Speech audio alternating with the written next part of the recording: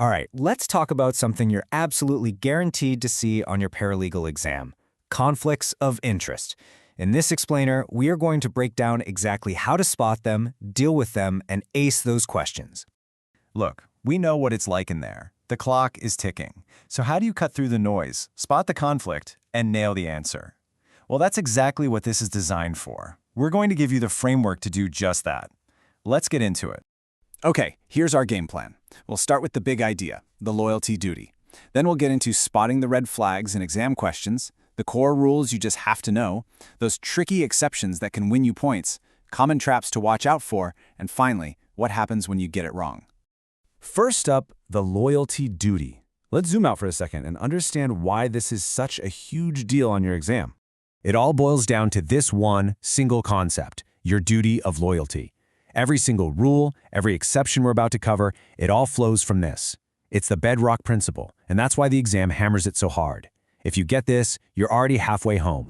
Okay, section 2, spotting the red flags. So how do you even know you're looking at a conflict question when it's buried in a long fact pattern? You have to train your brain to look for these triggers. When you're reading a question and you see any of these scenarios, a paralegal switching firms, two clients you represent together, a business deal with your client, or a personal relationship, a little alarm bell needs to go off in your head. That's your cue to immediately shift into conflict of interest mode. These are the classic setups. Section 3, the core rules. So you've spotted the trigger. Now what? You have to apply one of these core principles. These are the non-negotiables you've got to know inside and out. Now listen up, because this is so important. The key word here is actual knowledge. The exam isn't going to ask what a paralegal might have known or what they could have seen. The rule is all about what real, confidential information they actually have in their head. The joint retainer, a classic exam scenario. So you're representing a couple of clients together, and suddenly they start fighting with each other. Your hands are tied. The rule is crystal clear. You have to refer everyone to get outside advice. And if they can't sort it out, you're out. You have to withdraw from representing all of them. No exceptions, unless there was a special agreement from the start. This one is about as black and white as it gets. You just can't borrow money from a client. Full stop. It's a bright line rule to protect clients from any kind of power imbalance. Now, are there a couple of tiny specific exceptions? Yes, and we'll get to them. But your default answer, your gut reaction, should always be, it's prohibited. All right, section 4, exceptions and nuances. Knowing the big rules is great, but it's understanding the exceptions where you really start to rack up points on the exam.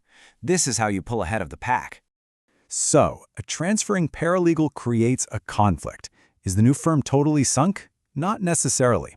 There are two escape hatches. Path number 1 is simple. You get the former client's informed consent. Path number 2 is more complex. You build an ethical wall. And this can't just be a pinky promise. It means taking real, documented steps to screen that paralegal from anything and everything to do with that file. Okay, pay very close attention to this slide. This is an absolute goldmine for multiple choice questions. Notice the subtle but crucial differences in the language. Sometimes you have to require representation. Other times you just have to recommend advice. For example, if you're lending money to a client, you must insist they get their own independent representation. But if you're taking shares in their company as payment, you only need to recommend they get independent advice. You have to know this table cold. So the rules recognize how important pro bono work is, right?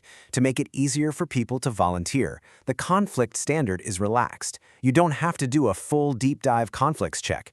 You're only on the hook if you actually know, right then and there, from your own memory, that there's a conflict. But, and this is a big but, the second you do realize there's a conflict, you have to stop immediately. Okay, let's talk about the traps. These are the little distinctions that are specifically designed to confuse you on the exam. Knowing these can be the difference between a pass and a fail. We touched on this, but it's so critical it gets its own slide. The exam will throw scenarios at you where a paralegal could have seen a file, or maybe they just worked in the same department. That's imputed knowledge, what they might be assumed to know, and it is not enough to disqualify the new firm. Remember, for firm transfers, it all comes down to what the paralegal actually knows. They sound so similar, don't they? ILA and ILR. But they are worlds apart, and the exam loves to test this. Advice, ILA, is just having another licensee explain the deal and its risks. Representation, ILR, is a much higher bar. That's when another licensee actually takes over the file and completes the transaction for the client. Knowing which one to apply is absolutely key. And here's another huge trap. A personal conflict, say a close relationship with a client, is your conflict. It is not automatically imputed to your entire firm. As long as you are properly screened off from the file, another paralegal at your firm can still take the case. This is a very different situation from a conflict that's based on confidential client information, which can disqualify the whole firm. Finally, let's talk about the consequences. Why are all these rules so detailed and strict? Because the fallout from breaching them is incredibly severe. Yeah, we're not talking about a small slap on the wrist. A breach can mean you and your entire firm get disqualified from the case. That forces you to withdraw. And it doesn't stop there. You could face a complaint to the Law Society, professional discipline, and even get sued by the client for any harm you caused. That's why this stuff is so serious and why it's tested so heavily. So, after all these rules, exceptions, and traps, if your brain can only hold on to one single idea as you walk into that exam room, what should it be? This is your guiding principle. This is your North Star. When you're staring at a tough question and you're just not sure, ask yourself, which answer does the best job of protecting this absolute, undivided duty of loyalty to the client?